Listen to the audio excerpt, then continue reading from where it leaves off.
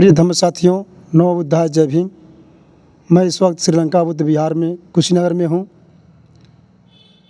हमारे पूज्य भंते जी डॉक्टर भिक्षु नंदरत्न महाथेरो जी के पास मैं इनसे जानने के लिए आया हूँ कि एक धम्मचारिका सारनाथ से चलकर देवदा होते हुए कुशीनगर में 8 दिसंबर को समापन है। तो भगवान बुद्ध के ज़माने में भी क्या धम्मचारिका क्या महत्व रहा, उसी के बारे में हम गुरु जी के पास आए हुए हैं इसको जानने के लिए। बहुत बहुत साधुवाद फूलबदन जी। जैसा कि सभी लोग जानते हैं कि 16 नवंबर 2024 से जहाँ तथागत बुद्ध ने पहला अपना उपदेश दिया था धम्मचक्र की पावन भूमि से, इस वर्ष भिक्षु चंद्रमा जी के नेतृत्व में एक धम्मचारिका कुशीनगर के लिए प्रस्थान की है, जिसका 8 दिसंबर को कुशीनगर में समापन होना है। बुद्ध के जीवन में चारिका अत्यंत महत्वपूर्ण रही है और जब भगवान बुद्ध ने धम्मचक्र प्रवर्तन सूत्र का उपदेश सारनाथ की पवित्र भूमि पर दिया, उसके बाद उन्होंने भिक्षुओं को आदेशित किया था कि चरत भिक्खवे चारकं भोजन हिताय भोजन सुखाय। हे भिक्षुओं, चारका करो, बहुत जनों के हित के लिए, बहुत जनों के सुख के लिए उन्होंने सभी भिक्षुओं को आदेशित किया था। और तत्पश्चात आदेशित करने के बाद इस जम्बू द्वीप में भिक्षुओं को चारों दिशाओं में लोक कल्याण हेतु के लिए प्रस्थान करवा दिया था और स्वयं खुद ही उस भूमि से राजगिरी की तरफ चले गए।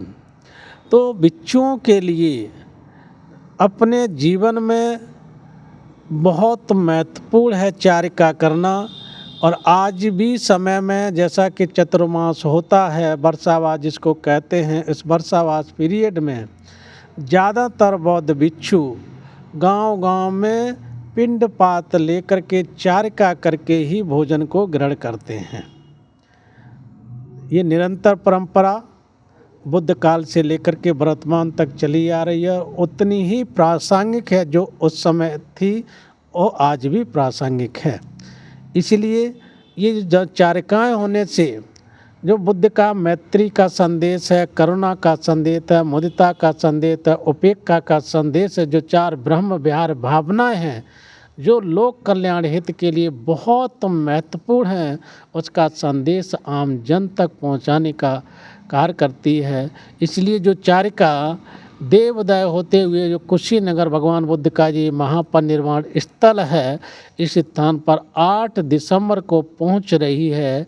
इसका हम सभी उपासक उपासिकाओं को भव्यता के रूप में इसका स्वागत करना चाहिए और तन से, मन से, धन से, पवित्र मन की पवित्रता के साथ में इसको सहयोग करने की आवश्यकता है, क्योंकि धम्म में चारिका का बहुत महत्वपूर्ण है। इसलिए चारिका करके भिक्षु भोजन करता है।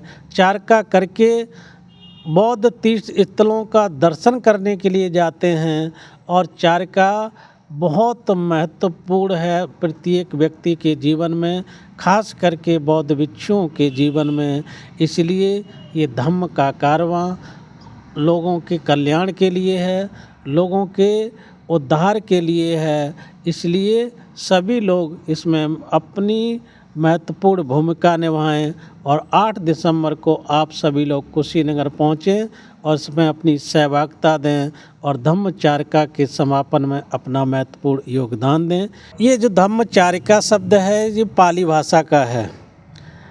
धम्मचारिका दोनों शब्द मिलकर के मिला। चारिका मीन्स होता है विचरण करना, घूमना, हाँ, गांव-गांव में जा कर के लोक कल्याण के ही से धर्म का उपदेश। धर्म मतलब क्या होता है? बुद्ध के धम्म में लोगों के कल्याण के लिए लोगों को सुमार्ग का रास्ता प्रशस्त करना, उसका कल्याण का मार्ग प्रस्तुत करना। क्योंकि मनुष्य है मिथ्याओं दृष्टियों से परिपूर्ण रहता है, इसलिए जब उसकी मिथ्या दृष्टि से परिपूर्ण रहती है तो अपने जीवन में अनैतिक वर्क ज़्यादा करता है। वो शीलवान नहीं, नैतिक आचरणवान नहीं रहता है। इसलिए धम्मचारिका का जो उद्देश्य रहता है लोगों के कल्याण के लिए, मनुष्य जो धम्म पथ भ्रष्ट होते हैं उनको नैतिकता का पाठ पढ़ाना, उनको शील प्रदान करना कि शील के अनुसरण से ही आपके जीवन का कल्याण होगा। इसी को उद्देश्य लेकर के ये धम्मचारिका, चारिका मीन्स चरत विक्षवे चारिकं के विचरण करो, गांव-गांव में जाओ, लोगों के कल्याण के लिए उपदेश दो, शील का उपदेश दो, नैतिकता का उपदेश दो, मैत्री का उपदेश दो, करुणा की भावना उत्पन्न करें, जिससे लोग अपना उस रास्ते पर चल करके अपना कल्याण कर सकें।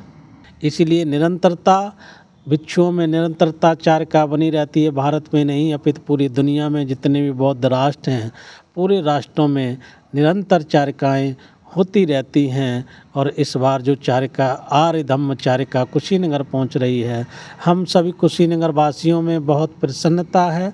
खास करके कुशीनगर भिक्षु संघ जो हम सबके गुरु हैं, अज्ञ महापंडित बदंत ज्ञानेश्वर जी का कई बार मुझे भी निर्देश हुआ है कि किस तैयारी करो और किसी भी तरह की कोई भी कमी नहीं होनी चाहिए। हम लोग पूरी तरह से उसका स्वागत करेंगे। तो कुशीनगर भिक्षु संघ तत्पर है उस धम्मचारिका का स्वागत करने के लिए, उसका अभिनंदन करने के लिए, और किसी प्रकार की कोई तकलीफ़ न हो, इसलिए हम सब लोग तैयार हैं। आप सभी लोग जो भी इस वीडियो को सुन रहे हैं, जहाँ से भी सुन रहे हैं, सभी को मैं आमंत्रित करता हूँ कि महापरिनिर्वाण की पवित्र भूमि पर आएँ और धम्मचारिका के समापन सत्र में आप लोग अपना समय दें।